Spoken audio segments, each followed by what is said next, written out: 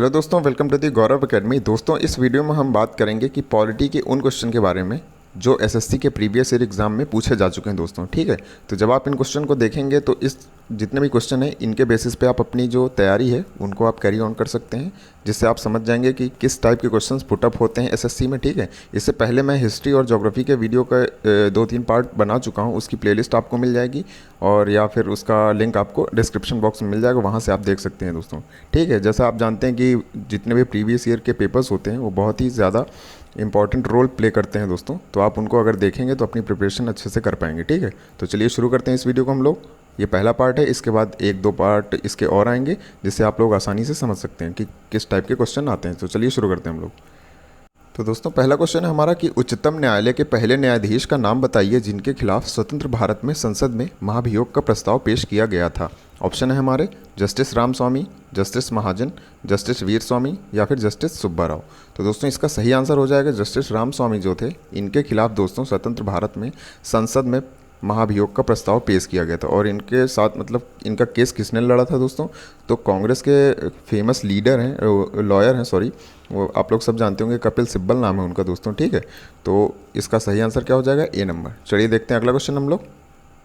अगला क्वेश्चन है दोस्तों हमारा सेकंड नंबर की मार्च 2019 में, ये लास्ट ईयर का पेपर है तो उसका क्वेश्चन है दोस्तों, सोशल मीडिया प्लेटफॉर्म्स और internet and mobile association of India, जिसे हम क्या कहते हैं IAMAI, ठीक है, ने आम चुनाव 2019 के लिए भारत के निर्वाचन आयोग को मतलब क्या पेश की। तो इसका सही आंसर क्या हो जाएगा दोस्तों, स्वैच्छिक आचार संहिता। ठीक है दोस्तों, चलिए देखते हैं अगला क्वेश्चन। अगला क्वेश्चन है थर्ड नंबर हमारा कि भारत के संविधान का निम्नलिखित में से कौन सा अनुच्छेद समान नागरिक संहिता से संबंधित है।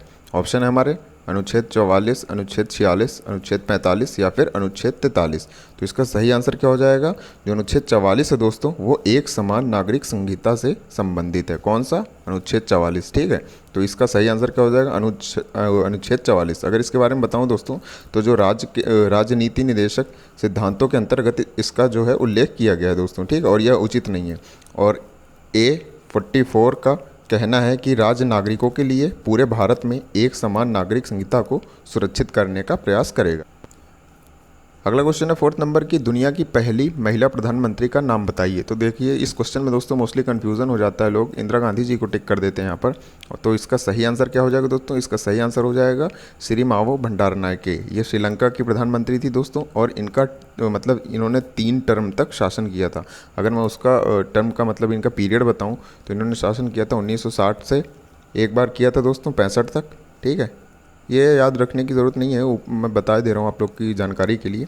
अगला था इनका 1970 से 77 तक। ठीक है, और जो लास्ट पीरियड था इनका वो कब से कब तक था, वो था 1994 से 1994 से 2000 तक। ठीक है दोस्तों, तो यह याद रखिएगा आप लोग, सिरिमावो भंडारनायके जो श्रीलंका की थी, पहली महिला प्रधानमंत्री थी दोस्तों। ठीक है, दुनिया की। चलिए देखते हैं अगला क्वेश्चन हम लोग। हमारा अगला क्वेश्चन है कि भारतीय संविधान में अवशिष्ट शक्तियों का विचार संविधान से लिया गया है। तो ये मतलब किस संविधान से लिया गया था, किस देश के संविधान से लिया गया है। तो ऑप्शन दिए गए हैं आपके, ऑप्शन दोस्तों देख लेते हैं हम लोग। ऑप्शन है साउथ अफ्रीका है, अमेरिका है, कनाडा है या फिर जापान। तो इसका सही आंसर क्या हो जाएगा दोस्तों, इसका सही आंसर हो जाएगा भारतीय संविधान में कनाडा से निम्नलिखित चीज़ें ली गई हैं, ये याद रखिएगा आप लोग। इसका सही आंसर वैसे कनाडा होगा। तो कनाडा से हम लोगों ने क्या क्या चीज़ें ली हैं दोस्तों, एक मजबूत केंद्र के साथ संघ। ठीक है, ये याद रखिएगा, केंद्र में अवशिष्ट शक्तियों का निहित होना, ये भी हम लोगों ने लिया है, और केंद्र द्वारा राज्य के राज्यपालों की नियुक्ति, ये बहुत ही ज़्यादा इंपॉर्टेंट एक फैक्ट है, ये याद रखिएगा कि केंद्र द्वारा जो राज्यपालों की नियुक्ति होती है वो किस देश के संविधान से लिया गया है, वो लिया गया है कनाडा से। और एक लास्ट चीज़ दोस्तों याद रखिएगा, सर्वोच्च न्यायालय का सलाहकार क्षेत्राधिकार भी इसके द्वारा लिया गया है, किसके द्वारा, कनाडा के द्वारा। ठीक है, कनाडा देश से। तो ये आप लोग नोट कर सकते हैं कहीं पे। चलिए देखते हैं नेक्स्ट क्वेश्चन हम लोग। अगला क्वेश्चन है हमारा 6 नंबर की वर्ष 1978 में संशोधन, मतलब ये नीचे आपको ऑप्शन में संशोधन दिए गए हैं, यहाँ पर संशोधन ने संपत्ति के अधिग्रहण, धारण और निपटान के अधिकार को मौलिक अधिकार के रूप में समाप्त कर दिया। तो ऑप्शन दिए गए हैं दोस्तों हमारे ऑप्शन है 41वां संविधान संशोधन है, 42वां है, 43वां है या फिर 44वां है दोस्तों। तो ठीक है, इसका सही आंसर क्या हो जाएगा दोस्तों? इसका सही आंसर हो जाएगा 44वां जो संविधान संशोधन तो दोस्तों। ठीक है, उसने क्या किया था? संपत्ति के अधिग्रहण, धारण और निपटान के अधिकार को मौलिक अधिकार के रूप में समाप्त कर दिया था दोस्तों। तो ये याद रखिएगा, बहुत ही ज़्यादा ये इंपॉर्टेंट अमेंडमेंट है दोस्तों। ये कब हुआ था? 1978 में। ये भी याद रखिएगा आप लोग। ठीक है, चलिए देखते हैं अगला क्वेश्चन हम लोग। अगला क्वेश्चन है हमारा दोस्तों कि भारतीय संविधान के किस भाग में केंद्र राज्य संबंधों का उल्लेख किया गया है? मतलब सेंट्रल और स्टेट जो है केंद्र राज्य संबंधों का उल्लेख किया गया है। तो ऑप्शन है हमारे भाग 11 अनुच्छेद 245 से 255 तक, भाग 14 अनुच्छेद 227 से 234 तक, भाग 10 अनुच्छेद 234 से 240 तक या फिर भाग 12 अनुच्छेद 265 से 277 तक। ठीक है, तो इसका सही आंसर क्या हो जाएगा? सही आंसर हो जाएगा भाग 11 अनुच्छेद 245 से 255 तक दोस्तों। ये याद रखिएगा आप लोग, केंद्र राज्य संबंधों का उल्लेख किया गया है। तो ऑप्शन इसका ए नंबर सही है। चलिए देखते हैं अगला क्वेश्चन।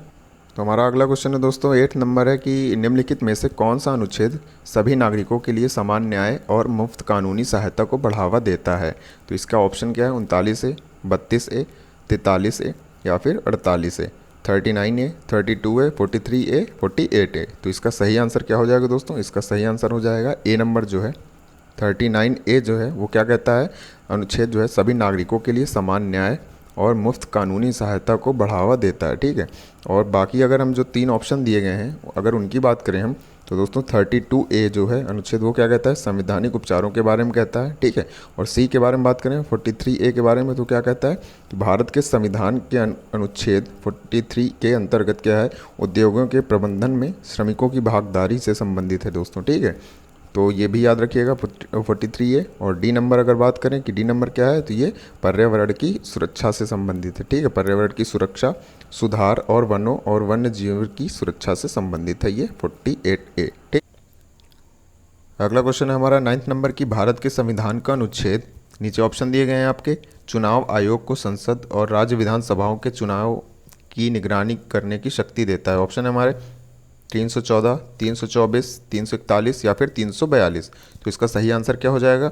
इसका सही आंसर हो जाएगा दोस्तों अनुच्छेद 324। ठीक है, superintendence direction and control of election to be vested in an election commission. ठीक है, तो ऑप्शन नंबर बी इसका सही है। चलिए देखते हैं अगला क्वेश्चन।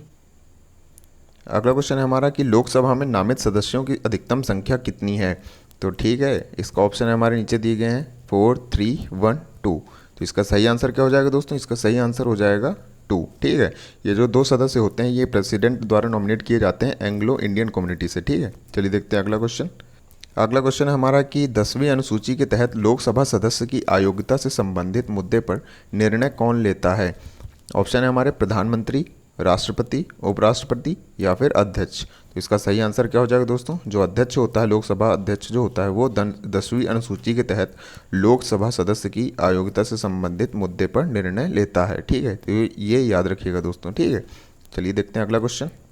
अगला क्वेश्चन है हमारा कि एक ग्राम पंचायत के निर्वाचित प्रतिनिधियों का कार्यकाल कितने वर्ष का होता है? 5 वर्ष, 2 वर्ष। ठीक है, तो इसका सही आंसर अगर हम दोस्तों देखें कि कौन सा होगा, तो इसका सही आंसर हो जाएगा 5 वर्ष दोस्तों। ठीक है, एक ग्राम पंचायत के निर्वाचित प्रतिनिधियों का जो कार्यकाल होता है वो 5 वर्ष का होता है। ठीक है दोस्तों, और पंचायती राज प्रणाली को देश भर में 73वें और 74वें संविधान संशोधन 1992 के माध्यम से पेश किया गया था दोस्तों। तो ये बहुत ही ज़्यादा इंपॉर्टेंट चीज़ है क्या कि पंचायती राज प्रणाली को देश भर में किस संविधान संशोधन के तहत मतलब लागू किया गया था, पेश किया गया था, तो वो कौन सा है? 73वां और 74वां। ठीक है, और सन याद रखिएगा, मतलब किस ईयर में? 1992। अगला क्वेश्चन हमारा कि भारत के संविधान का कौन सा अनुच्छेद भारत के राष्ट्रपति के महाभियोग के प्रावधानों के बारे में बताता है? ऑप्शन है हमारे आर्टिकल 54, आर्टिकल 51, आर्टिकल 63 या फिर आर्टिकल 61। तो इसका सही आंसर क्या हो जाएगा? जो आर्टिकल 61 है दोस्तों वो क्या बताता है? भारत के संविधान का मतलब भारत के राष्ट्रपति के महाभियोग के प्रावधानों के बारे में बताता है आर्टिकल 61। बहुत ही ज़्यादा इंपॉर्टेंट है दोस्तों, आप लोग नोट कर लीजिएगा, याद रखिएगा आप लोग इसे। और जो आर्टिकल 54 है वो किसको बताता है, वो जो प्रेसिडेंट की नियुक्ति होती है दोस्तों, इलेक्शन होता है, उसके बारे में बताता है, ठीक है, आर्टिकल 54।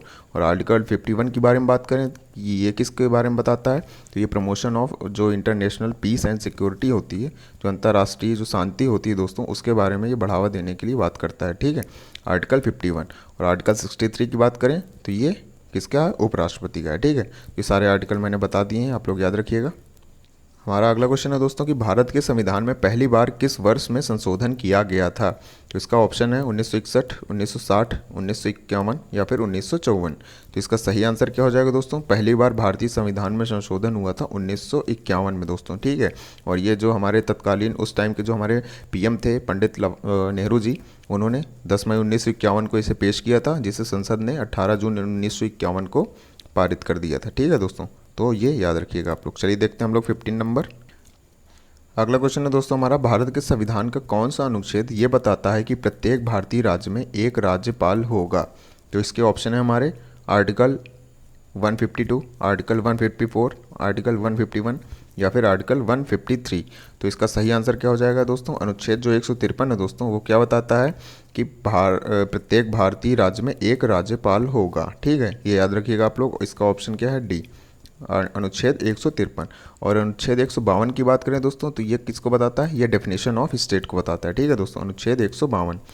अनुच्छेद 154 किसको बताता है दोस्तों, ये एग्जीक्यूटिव पावर ऑफ गवर्नर की जो पावर होती है दोस्तों, उसके बारे में बताता है। और अगर बात करें हम लोग अनुच्छेद 151 की, तो ये किससे रिलेटेड है, ये कैग से, आपने सुना होगा महालेखा नियंत्रक परिषद जो होता है दोस्तों, कैग, ठीक है दोस्तों, इसके बारे में ये बताता है अनुच्छेद 151। चलिए देखते हैं अगला क्वेश्चन।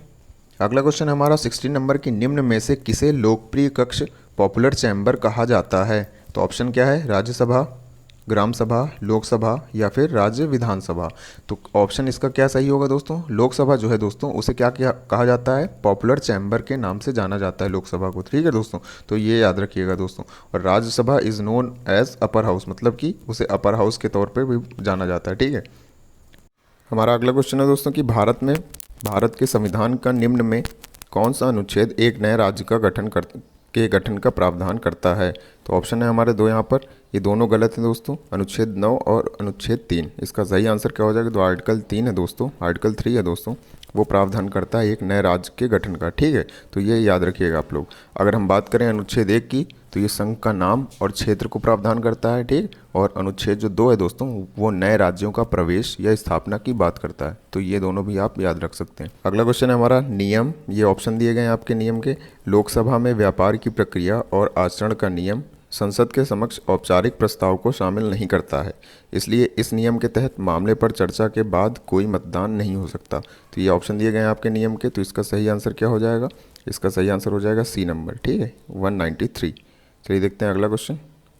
अगला क्वेश्चन है हमारा 19 नंबर की, भारतीय संसद के संदर्भ में शून्य काल क्या है। ऑप्शन है प्रश्नकाल के तुरंत बाद का समय, संसदीय कार्यवाही के पहले भाग फर्स्ट हाफ का समय, या फिर संसदीय कार्रवाई के अंतिम भाग का समय, या फिर डी नंबर है प्रश्नकाल से पहले का समय, ठीक है। तो इसका सही आंसर क्या हो जाएगा, जो दोस्तों शून्यकाल होता है वो ए नंबर इसका सही है, हुआ प्रश्नकाल के तुरंत बाद का समय जो होता है दोस्तों, वो उसे हम कहते हैं शून्यकाल, ठीक है। और इसमें जो इंपॉर्टेंट इश्यूज़ होते हैं दोस्तों, उनको रेस किया जाता है, ठीक है, ये याद रखिएगा आप लोग। और अगर बात करें तो ये इंडियन पार्लियामेंट का एक यूनिक फीचर के तौर पे इसको देखा जाता है, किसको, शून्यकाल को, ठीक है, शून्यकाल। चलिए देखते हैं अगला क्वेश्चन। और दोस्तों हमारा लास्ट क्वेश्चन है आज का कि कोई विधेयक मनी बिल या नहीं है, इस पर अंतिम निर्णय कौन लेता है दोस्तों, ठीक है। तो इसका ऑप्शन है हमारे वित्त मंत्री, अध्यक्ष, उपाध्यक्ष या फिर प्रधानमंत्री, ठीक है। यहाँ अध्यक्ष का मतलब है लोकसभा से दोस्तों, ठीक है, लोकसभा या राज्यसभा के अध्यक्ष से मतलब है यहाँ पर। तो दोस्तों इसका सही आंसर क्या हो जाएगा, अध्यक्ष, ठीक है। तो दोस्तों अगर बात करें अंडर A110 के अंडर, ठीक है दोस्तों, जो मनी बिल होता है वो केवल लोकसभा में पेश किया जा सकता है, ठीक है, राज्यसभा में नहीं, ठीक है। और ये डिसीजन कि कोई बिल मनी बिल होगा या नहीं होगा, ये डिसीजन किसका होता है, ये मैंने बता दिया आपको, अध्यक्ष का, ठीक है। तो ये याद रखिएगा आप लोग। तो दोस्तों ये था हमारा पॉलिटी का पार्ट फर्स्ट, ठीक है, जिसमें हमने कवर किए टॉप 20 क्वेश्चन। नेक्स्ट पार्ट में हम मिलेंगे जिसमें हम और 20 क्वेश्चन देखेंगे जो आपके लिए काफ़ी ज़्यादा इंपॉर्टेंट होंगे दोस्तों, ठीक है। तो जो लोग मेरे चैनल में नए हैं दोस्तों, सब्सक्राइब ज़रूर करें और ज़्यादा से ज़्यादा शेयर ज़रूर करें, जिससे जो SSC एस्पिरेंट हैं उनको भी फ़ायदा हो सके, ठीक है। चलिए मिलते हैं नेक्स्ट वीडियो में, तब तक के लिए धन्यवाद।